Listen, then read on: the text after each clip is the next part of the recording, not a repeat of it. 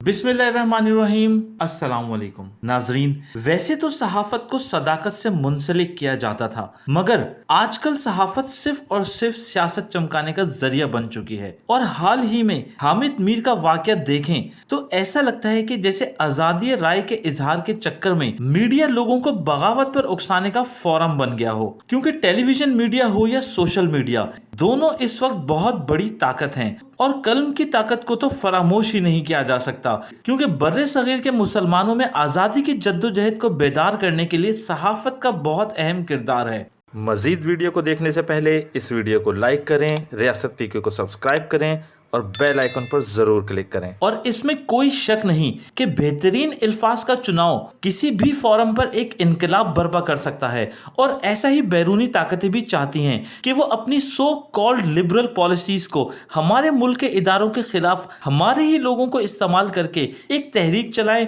ताकि लोग किसी न किसी तरह अपने ही मुल्क के और अपने ही इदारों के खिलाफ खड़े हो जाएं। क्योंकि इस जंग में ना बम गिरेगा और ना बंदूक की गोली चलेगी, सिर्फ और सिर्फ कलम की ताकत को तोड़ मोड़ कर हमारे खिलाफ ही इस्तेमाल किया जाएगा। और इसकी जीती जागती कहानी हामिद मीर और उन्हीं की तरह के बहुत से सहाफी कैरेक्टर हैं, जिन्होंने अपने जाती मुफादात की खातिर अपने ज़मीर का सौदा करके खुद को गद्दार वतन की फहरिस्त में शामिल कर रखा है। जिसका बेहतरीन नमूना हालिया दिनों में हामिद मीर साहब का एस्टेब्लिशमेंट और फौज के खिलाफ इंतहाई गंदी जबान का इस्तेमाल है। गो के हामिद मीर साहब आज़ादी सहाफत की आड़ में मुल्क दुश्मन लोगों की सोच की अक्कासी करते नजर आते हैं और पहले भी कई बार ऐसा कर चुके हैं, मगर इस बार उन्होंने सहाफत की रेड लाइन क्रॉस कर दी। वैसे तो कोई भी इदारा हो या कोई भी शख्स, उसकी सर्टेन लिमिटेशंस होती हैं, मगर हामिद मीर साहब की जबान की कोई लिमिट नहीं। नाजरीन, ये वाकया महज इत्तफाक नहीं हो सकता, बल्कि अगर यूं कहा जाए कि ये मुल्क दुश्मन अनासिर की प्लानिंग या साजिश है तो गलत ना होगा। क्योंकि इस कहानी के आगाज पर नजर डालें तो आपको वाज़ेह नजर आएगा कि हामिद मीर के वाकये की पाकिस्तानी मीडिया ही नहीं बल्कि इंटरनेशनल मीडिया भी बड़ी जोर शोर से कवरेज कर रहा है। और जो हालिया दिनों में फलस्तीन का तनाज़ा बहुत अहम था, जिसमें इसराइल के अगेंस्ट पाकिस्तान ने एक बहुत अहम किरदार अदा किया और पाकिस्तान ने इस मसले को हल करने और मस्जिद अक्सा की मुकम्मल हिफाजत के लिए जो भी इक़दामात किए, वो सब हम आपको पहले ही अपनी वीडियो में डिटेल में बता चुके हैं। और इंटरनेशनल मीडिया पर तो ये बात भी सुनने को मिली कि पाकिस्तान और तुर्की की फौजें इसराइल में कार्रवाई के लिए तैयार हैं और इस सिलसिले में शाम उर्दन के एयर बेसिस भी मांगे गए। नतीजतन इसराइल ने फौरन जंग बंदी का ऐलान किया और इसराइल सिफारती सतह पर बहुत बुरी तरह से ये जंग हारा, जिसके आफ्टर इफेक्ट्स में नेतन्याहू और मुसाद के चीफ को अपनी सीट खोनी पड़ी। लेकिन नाजरीन, बात यहाँ पर खत्म नहीं हुई, क्योंकि इसराइल रूस और चीन की तरफ से दी गई धमकी के बावजूद अब दोबारा नई स्ट्रेटेजी के साथ फलस्तीन पर हमला करेगा।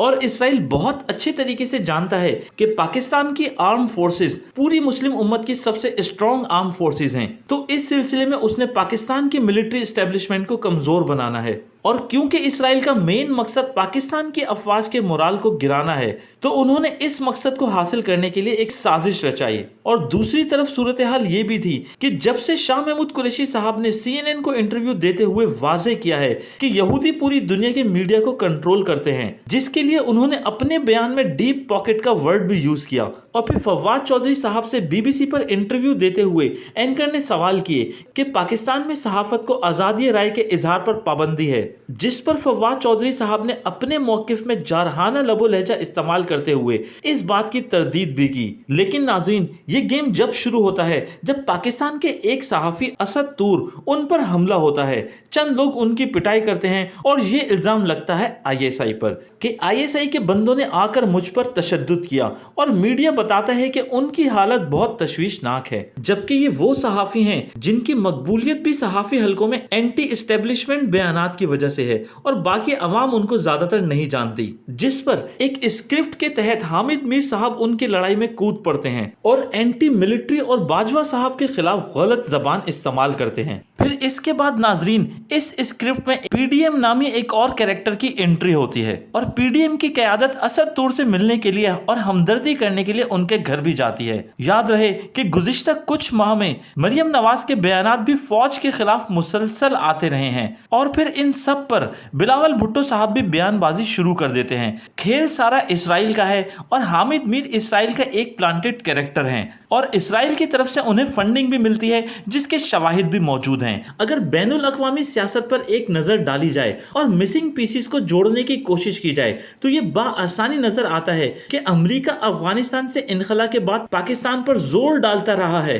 کہ اسے فوجی اڈے دیے جائیں جہاں وہ افغانستان کے خلاف کارروائی کر سکے۔ پاکستان نے امریکہ کو دو ٹوک الفاظ میں جواب دیا کہ ہم اپنی سرزمین افغانستان کے خلاف استعمال نہیں ہونے دیں گے، اور چائنا رشیا بھی یہی چاہتا ہے۔ اور سب سے بڑھ کر یہ کہ موجودہ عمران خان کی حکومت اور بذات خود عمران خان صاحب بھی نہیں چاہتے کہ اب افغانستان کے سلسلے میں کسی بھی طرح امریکہ کی مدد کی جائے، اور یہی موقف موجودہ اسٹیبلشمنٹ کا بھی ہے جس کا رجحان مکمل طور پر چائنا کے ساتھ ہے۔ اب اس طرح کے حالات میں حامد میر جیسے کیریکٹر ایک مہرہ ہیں، کیونکہ ایک طرف تو اسٹیبلشمنٹ امریکہ کو پاکستانی ایئر بیسز دینے کے خلاف ہیں، اور دوسری طرف اسرائیل کے معاملے میں بھی پاکستان نے بہت واضح اور مضبوط موقف اختیار کیا ہے، اور پاکستان نے یونائیٹڈ نیشن جنرل اسمبلی کے پلیٹ فارم سے بھی اسرائیل کے خلاف قرارداد تک منظور کروائی۔ اب امریکہ اسرائیل کو یہ سب برداشت نہیں ہو رہا، کیونکہ امریکہ انکار سننے کا عادی نہیں، تو امریکہ اور اسرائیل کی نئی پالیسی کے حساب سے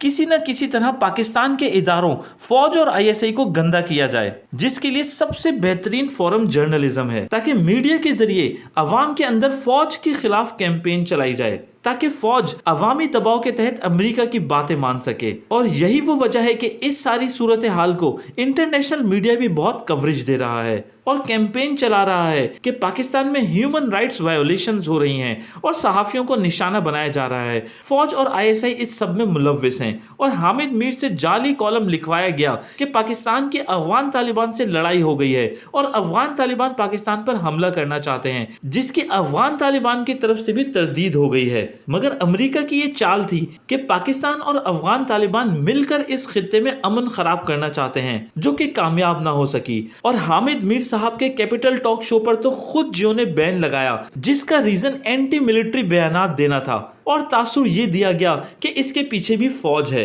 اور حامد میر صاحب کے انٹرنیشنل صحافتی سطح پر اتنے مضبوط تعلقات ہیں کہ حامد میر کو ہاتھ بھی لگایا جائے تو تمام صحافی لابی ان کی بیک پر ہوتی ہے، اور یہ سارا اسٹیج سجایا ہی اسی لیے گیا تھا کہ پاکستان کے خلاف جیسا کہ فوج کو مشرف کے دور میں حامد میر کا استعمال کرتے ہوئے گندا کیا گیا تھا، سیم ویسے ہی اب ہو رہا ہے۔ اور جب موجودہ حکومت کی طرف سے حامد میر صاحب کے خلاف کارروائی کی گئی تو ان کے فیس بک اکاؤنٹ انڈیا سے آپریٹ کرنے کے شواہد بھی ملے، اور ساتھ ہی بیرونی فنڈنگ اور مراد کے تانے بانے بھی موجود ہیں۔ ناظرین، اب دیکھنا یہ ہے کہ کیا ان تمام شواہد کو مد نظر رکھتے ہوئے حامد میر صاحب ارض وطن کے غداروں کی فہرست میں شامل کیے جاتے ہیں اور ان کے خلاف سخت سے سخت کارروائی کی جاتی ہے یا نہیں۔ اور ساتھ ہی چینلز کی یہ بھی پالیسی ہونی چاہیے کہ آزادی اظہار اپنی جگہ، مگر ریاست مخالف بیانات یا اس کے مقدس اداروں کے خلاف بیانات قابل قبول نہیں ہونے چاہیے۔ جیسا کہ ہم نے آپ کو پہلے ہی بتایا ہے